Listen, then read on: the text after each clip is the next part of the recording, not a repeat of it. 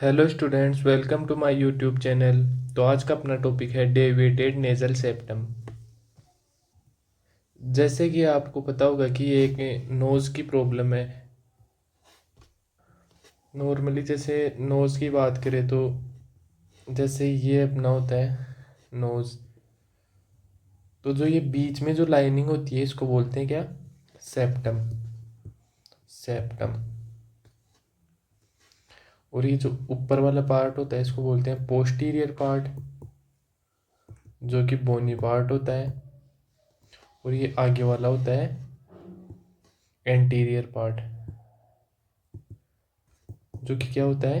Cartilage से बना हुआ होता है, कार्टिलेजियस पार्ट।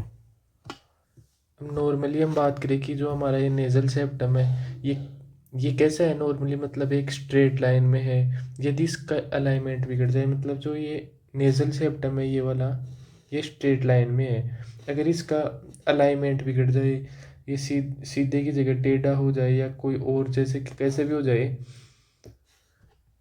जैसे आपको कोई ट्रॉमा हुआ या किसी भी इंजरी की वजह से, या नेज़ल सेप्टम की कोई भी मतलब प्रॉब्लम हो गई उसकी वजह से इसकी स्ट्रक्चर में चेंज आ जाए, जो ये नेज़ल सेप्टम है जो एकदम स्ट्रेट है इसकी स्ट्रक्चर में चेंज आ जाए, या जैसे कोई भी वजह से ये हिल गया या यहाँ से मुड़ गया, बेंड हो गया, तो किसी भी वजह से मतलब इसका अलाइनमेंट चेंज हो गया, मतलब स्ट्रेट से दूसरा अलाइनमेंट हो गया, तो उसको इसका अलाइनमेंट चेंज होना, नेजल सेप्टम का अलाइनमेंट चेंज होना क्या कहलाता है? Deviated nasal septum, DNS. Short में डीएनएस बोल सकते हैं इसको। अब मेजरली इसके दो कोज होते हैं। पहला तो होता है trauma, common cause. Common cause पहला कौन सा होता है? ट्रोमा। मतलब कोई भी एक्सीडेंट, इंजरी या कोई भी फाइटिंग के अंदर किसी भी वजह से नोज पे चोट आई और ये नेजल सेप्टम का अलाइनमेंट बिगड़ गया, मतलब टेढ़ा हो गया सीधे से।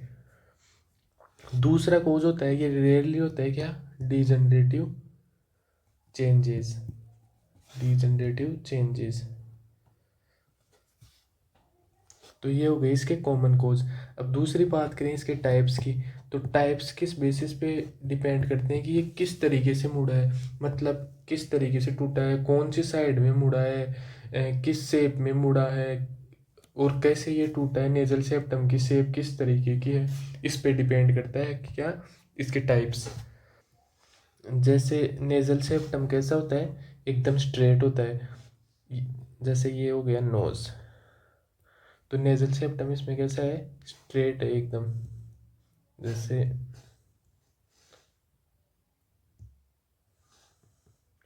ये एकदम स्ट्रेट मान लो इसको कि ये एकदम स्ट्रेट है, तो ये क्या है? नॉर्मल नॉर्मल अलाइनमेंट है इसका, यानी इसमें कोई प्रॉब्लम नहीं है। यदि ये यही नेजल सेप्टम की शेप कैसी हो जाए? ऐसी कुछ सी टाइप की, तो इस तरीके से नेजल सेप्टम मुड़ जाए किसी भी इंजरी की वजह से, तो इसको क्या बोल दिया? C shaped nasal DNS. Nasal DNS. DNS का मतलब क्या हो गया? Deviated nasal septum. शॉर्ट में डीएनएस लिखेंगे, डेविएटेड नेजल सेप्टम को। और दूसरी बात करें कि ये किस तरीके से हो जाए, जैसे ये नोज हो गया अपना, तो ये किस तरीके से हो जाए? अगर ये कुछ एस शेप में मुड़ जाए, कुछ इस तरीके से, कुछ ऐसा हो जाए क्या? ये अपना नेजल सेप्टम स्ट्रेट से कुछ ऐसी शेप में आ जाए कोई भी इंजरी या ट्रोमा की वजह से, तो इसको क्या बोलेंगे? S shaped DNS. अब बात करें थर्ड की। थर्ड क्या होता है? जैसे थर्ड टाइप में क्या होता है? जैसे ये नोज हो गया अपना, ये हो गया नोज। अब ये थर्ड में क्या होता है कि कोई भी शेप में नहीं है ये, मतलब ऐसे कुछ भी ऐसे अजीब सी शेप में ही है, कुछ इस तरीके से मुड़ गया, मतलब जिग जैग नहीं बोल सकते इसको, मतलब कोई भी अजीब सी शेप में ये मुड़ गया। जैसे अपन इसको मान सकते हैं कि ये स्नेक की शेप में हो गया, कि जैसे सांप होता है ना वैसे हो गया ये, तो इसको अपन क्या बोलेंगे? स्नेक से याद रख सकते हैं, spur. Spur DNS. Spurred deviated nasal septum. अब शेप के अलावा और किस बेसिस पे हो सकते हैं टाइप? जैसे कि अब क्या होता है कि जैसे ये हो गया, नोज।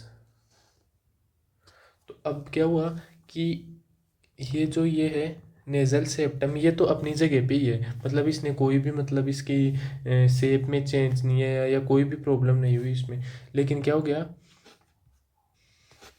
कि इसने यहाँ पे जैसे ओवर ग्रोथ कर ली, ये जैसे इसकी ओवर ग्रोथ हो गई, मतलब कि इसने ओवर ग्रोथ कर ली। इसकी स्ट्रक्चर कैसी होनी चाहिए थी, एकदम फाइन स्ट्रक्चर होनी चाहिए थी, लेकिन इसने क्या कर ली, ओवर ग्रोथ कर ली। इस ओवर ग्रोथ वाले इसको नेजल सेप्टम को किस नाम से बोल सकते हैं? जैसे ये मोटा हो गया, थिक हो गया, तो इसको बोल सकते हैं थिकंड, थिकंड डीएनएस। डीएनएस का मतलब डेविएटेड नेजल सेप्टम। अब इसके अलावा क्या होता है, अगला टाइप क्या होगा कि जैसे ये हो गया नोज, इसमें नेजल सेप्टम ने ना तो कोई शेप बदली ना ये ओवर ग्रोथ किया, लेकिन क्या हुआ कि जैसे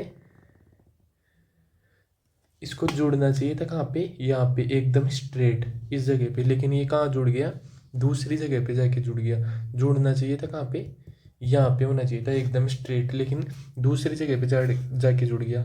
तो इसको अपन क्या बोलेंगे, डिसलोकेशन डीएनएस। डिसलोकेशन डीएनएस, इसमें क्या हुआ कि दूसरी जगह जाके अटैच हो गया, मतलब जहाँ जुड़ना चाहिए था वहाँ ना जुड़ के कोई दूसरी जगह जाके जुड़ गया। तो ये हो गए कितने, 5 टाइप्स। कौन कौन से हो गए? पहला तो हो गया सी शेप, मतलब इसमें सी शेप के सी टाइप में मुड़ जाएगा, ये सी शेप का हो जाएगा क्या, नेजल सेप्टम। दूसरा हो गया एस शेप, इसमें हो जाएगा कैसा, एस शेप में। थर्ड हो गया मतलब कोई भी स्ट्रक्चर नहीं है इसकी, जैसे स्नेक की शेप में, तो ये हो गया स्पूर। फोर्थ हो गया इसने ओवर ग्रोथ कर ली, तो इस वजह से क्या हो गया, थिकन डीएनएस। और फिफ्थ क्या हो गया, डिसलोकेशन डीएनएस, मतलब जहाँ जुड़ना चाहिए था वहाँ ना जुड़ के कहीं और जुड़ गया ये। फिफ्थ क्या हो गया, थिकन डीएनएस। अब इसमें डायग्नोसिस क्या होगा कि वैसे तो ये हमें दिख जाएगा कि शेप की वजह से कि किस तरीके से मुड़ा हुआ है, वो अपन देख सकते हैं कि भाई कौन सी शेप में मुड़ा हुआ है, तो देखने से ही पता लग जाएगा। लेकिन अपने को ऐसे पूरा देखना हो कि कहाँ से मुड़ा हुआ है, कितना मुड़ा हुआ है, मतलब कौन सी शेप में मुड़ा हुआ है, उन सब के लिए अपन देखते हैं कि कौन सा डायग्नोसिस करेंगे। और ये सब देखने के लिए मतलब अपने को क्या करना पड़ेगा, नोस्ट्रिल्स को फुलाना पड़ेगा। जैसे ये नोस्ट्रिल्स हैं तो इनको क्या करना पड़ेगा, फुलाना पड़ेगा, इनको फुलाना पड़ेगा। तो फुलाने के लिए कुछ इंस्ट्रूमेंट, स्पेशल इंस्ट्रूमेंट यूज़ करते हैं जिसे बोलते हैं क्या, स्पेकुलम। स्पेकुलम। ये क्या हेल्प करते हैं, किस चीज़ में हेल्प करते हैं, नेज़ल सेप्टम को देखने में, या फिर ऐसे बोल सकते हैं कि ये जो नेज़ल कैविटी है इसको, नोज़ को अपने को फुलाने में, नोस्ट्रिल को फुलाने में हेल्प करते हैं ये क्या, स्पेकुलम्स। स्पेकुलम्स क्या होते हैं, ऐसे इंस्ट्रूमेंट्स होते हैं जो कि नोस्ट्रिल को फुलाने के अंदर हेल्प करते हैं या फिर सेप्टम की पोजीशन देखने में हेल्प करते हैं। स्पेकुलम 2 टाइप के यूज़ करते हैं नॉर्मली। जैसे अब इनमें पहला तो होता है कौन सा, पहले का नाम है ठुड्डी कम। ठुड्डी कम। अब ठुड्डी कम कैसे याद रख सकते हो, एक कोई इंस्ट्रूमेंट आता है कुछ इस तरीके का, जो ये वाला जो पार्ट है ये तो रखा जाता है कहाँ पे, ठुड्डी पे यानी चिन पे, और ये दोनों डाले जाते हैं पार्ट कहाँ पे, नोस्ट्रिल्स में। नोस्ट्रिल में डालने के बाद इसको इस तरह खींच के और नोस्ट्रिल्स को क्या किया जाता है, फुलाया जाता है। इसको तो बोलते हैं क्या, ठुड्डी कम। ठुड्डी से याद रख सकते हैं कि ठुड्डी पे रख के जो प्रोसीजर किया जाता है चिन पे रख के, उसको बोलते हैं क्या, ठुड्डी कम। दूसरा फिर इसके अंदर दूसरा आ गया स्पेकुलम, इसके बाद में दूसरा स्पेकुलम आ गया, उसका क्या नाम था, किलन स्पेकुलम। स्पेकुलम। अब ये हो गए क्या, टूल्स जिनकी हेल्प से, इंस्ट्रूमेंट हो गए जिनकी हेल्प से अपन नेजल सेप्टम को देखेंगे। अब बात करते हैं किसकी, असेसमेंट फाइंडिंग्स की। असेसमेंट फाइंडिंग्स क्या मिलेंगे इसके अंदर, पहला तो क्या होगा कि नाक मुड़ी हुई दिखेगी, नाक की पोजीशन से, नोज पोजीशन, मतलब कि नाक जिस शेप, सबसे पहले अपने को इससे ही पता चल जाएगा कि एस शेप में मुड़ रही है, सी शेप में मुड़ रही है, देखते ही पता लग जाएगा इसका। तो दूसरा क्या होगा, एबनॉर्मल है नेजल केविटी या नेजल सेप्टम। दूसरा क्या होगा, जैसे अलाइनमेंट एबनॉर्मल है, तो क्या होगा, alignment, abnormal alignment nasal mucosa की जगह टच हो रहा है, जैसे कि ये हो गया अपना नोज, ये था सेप्टम। अगर इसका अलाइनमेंट एबनॉर्मल है और ये जाके किसके टच हो रहा है, नेजल म्यूकोसा, ये है नेजल म्यूकोसा, नेजल म्यूकोसा इसके जाके टच हो रहा है, अगर नेजल म्यूकोसा के जाके अलाइनमेंट की डिसलोकेशन की वजह से टच हो रहा है इसके जाके, तो नेजल म्यूकोसा इरिटेट होगी। ये क्या होगी, इरिटेट होगी, और इरिटेट होगी तो क्या होगा, इसमें से ब्लीडिंग होगी, ब्लीडिंग होगी तो नोज से ब्लीडिंग क्या क्या कहलाएगी, एपिस्टाक्सिस, एपिस्टाक्सिस। तो अपने को क्या देखने को मिलेगी, एपिस्टाक्सिस। एपिस्टाक्सिस का मतलब bleeding from the nose, nose is known as epistaxis. और ये क्या होगा, जैसे ये जो नेजल सेप्टम है ये क्या करेगा, म्यूकोजा को इरिटेट करेगा, और म्यूकोजा का इन्फ्लामेशन, इसका इन्फ्लामेशन क्या कहलाता है, राइनाइटिस, राइनाइटिस। ये दोनों भी नोज की प्रॉब्लम है, इनको अपन फर्दर डिस्कस करेंगे अलग से टॉपिक लेके। तो राइनाइटिस क्या कहलाता है, म्यूकोजा का इन्फ्लामेशन क्या कहलाता है, राइनाइटिस। मतलब कितनी प्रॉब्लम देखने को मिलेगी, तीन। पहला तो क्या हो गया, एबनॉर्मल सेप्टम, मतलब पोजीशन। दूसरा क्या होगा, एपिस्टाक्सिस, एपिस्टाक्सिस का मतलब क्या हो गया, ब्लीडिंग फ्रॉम द नोज।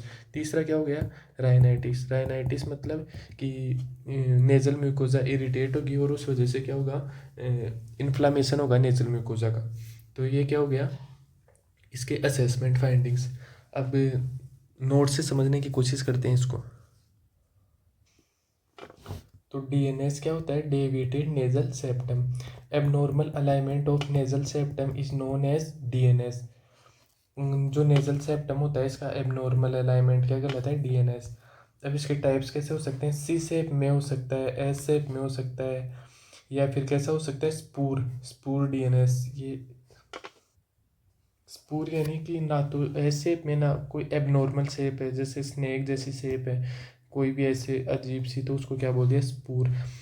चौथा क्या हो गया, थिकन, मतलब कि इसकी शेप में कोई चेंज नहीं हुआ, और क्या हुआ, ओवर ग्रोथ हो गई किसकी, नेजल सेप्टम की, तो उसको क्या बोलेंगे, थिकंड डेविएटेड नेजल सेप्टम।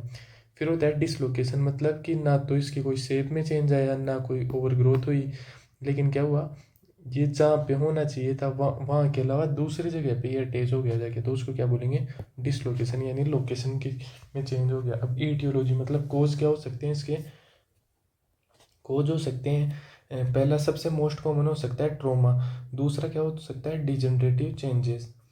अब असेसमेंट फाइंडिंग क्या मिलेंगी इसमें, abnormal alignment of nasal septum.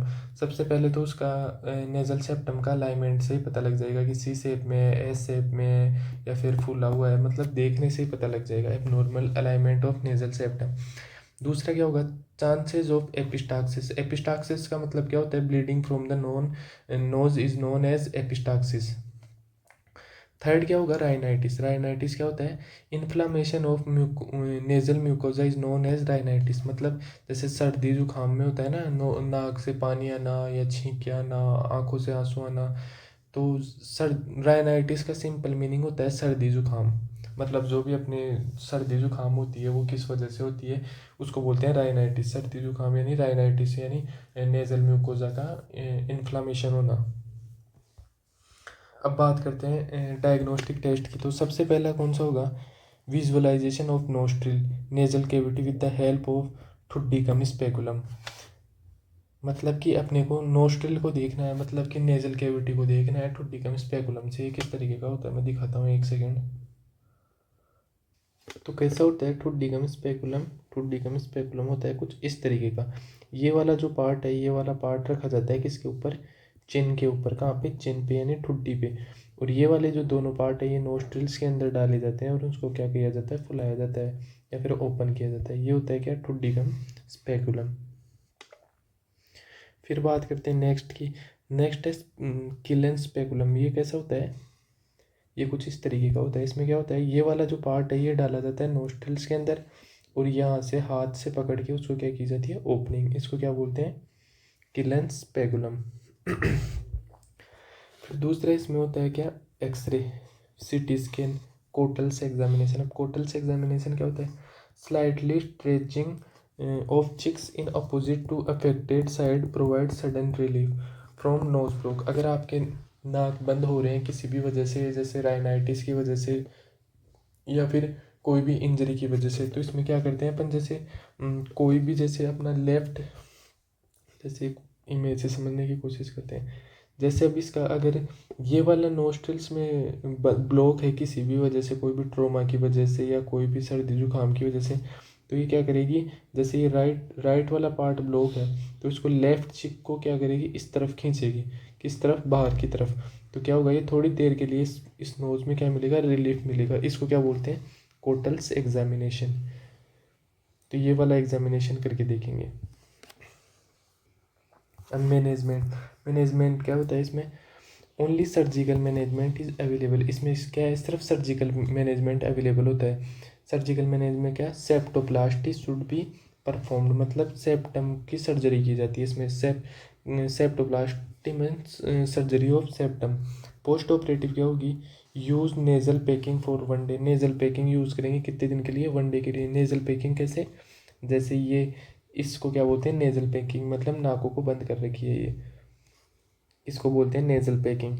फिर दूसरा है use nasal splint for 7 days. Nasal splint कितने दिन के लिए यूज़ करेंगे, 7 डेज के लिए, ये होता है nasal splint. Apply mitomycin spray to prevent adhesion of nasal packing. अब क्या करेंगे, माइटोमाइसिन का स्प्रे लगाएंगे, क्यों, एडेशन मतलब कि नेज़ल पैकिंग जो अपन ने की है ये उतरे नहीं, ये वाली जो पैकिंग की है ये बाहर ना निकले, इसके लिए अपन क्या करेंगे, माइटोमाइसिन का spray use. Administer analgesic 30 minutes prior to remove nasal packing, मतलब एनाल्जेसिक लगाएंगे 30 मिनट्स पहले। जब अपन क्या करेंगे, नेज़ल पैकिंग को रिमूव करेंगे उसके 30 मिनट्स पहले क्या करेंगे, एनाल्जेसिक एडमिनिस्टर करेंगे। Apply lubricant after removal of nasal packing, और क्या करेंगे, लुब्रिकेंट लगाएंगे कब, नेज़ल पैकिंग को रिमूव करने के बाद में। तो यहाँ पे अपना वीडियो ख़त्म होता है। अगर आपको टॉपिक समझ में आया हो तो वीडियो को लाइक करें, शेयर करें, सब्सक्राइब करें। और अगर आपको इसके नोट्स चाहिए तो ये आपको डिस्क्रिप्शन बॉक्स में PDF फॉर्म में मिल जाएंगे, तो आप वहाँ से डाउनलोड कर सकते हो। Thank you for watching my video.